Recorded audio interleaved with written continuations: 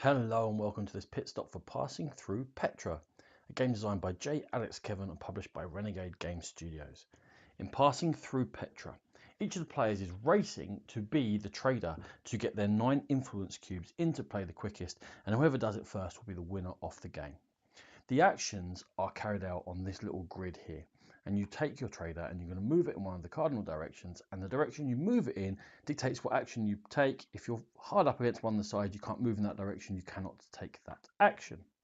So first thing you're going to be doing is looking to take tiles from either the plaza, which is this end, or the Sick, the long canyon that leads into Petra.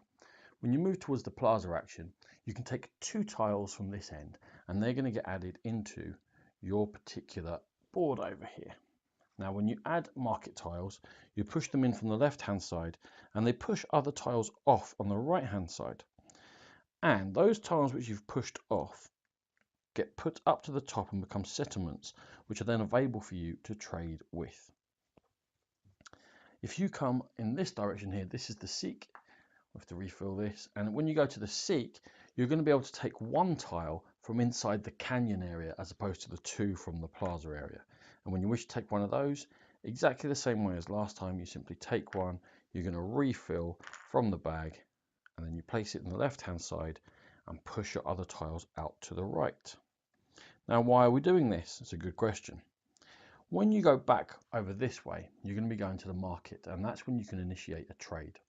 When you trade, you choose one of your settlements with tiles in that has not got a worker in it. You can't do those again until you reset.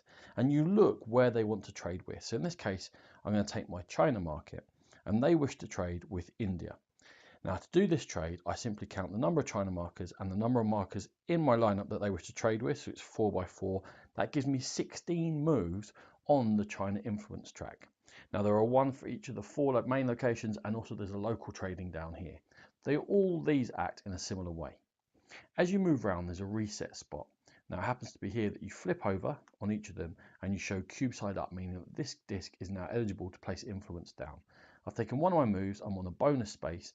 They all have different bonus spaces and we'll come back to them. I carry on forward, 2, 3, 4. The first open space where I can put a cube, I pop it in there. And my disc goes inactive again. 5, 6, 7, 8. Flip it over, but I don't get the bonus again on this turn. You're going to take a bonus once per turn. 9, 10, 11, but you can put more than 1 cube into play on 1 turn. Here we go. 12, 13, 14, reactivate 15, and around there for 16. That was a great trade for me. I got 2 cubes out and I'm getting closer to winning the game. Then all of these up here get taken away. They get put into the bag. And I have to mark that spot with a worker showing I can't trade there again until I reset. So how do I reset? Well, I reset by simply going to the village. I take back all of my workers that have been placed, and up to that number is where I can select from on this slot for village cards. Now the village cards are going to allow you to do different things. They're going to let you discard cards to gain camels, for example. Whenever you gain camels, you can spend them to help you move further around the tracks when you trade. This ambassador will let you take 2 tiles at random from the bag and add them to your settlements up top, so foregoing this. The labourer will let you place a permanent settlement tile, so a permanent settlement. Also comes up here on the Roman track, that when you go past here, the bonus is to take one of these permanent settlements and you put them in play. Now if I traded with China last time, all my normal settlements would go away, but my permanent settlements would not, so I can get them from village cards or that track.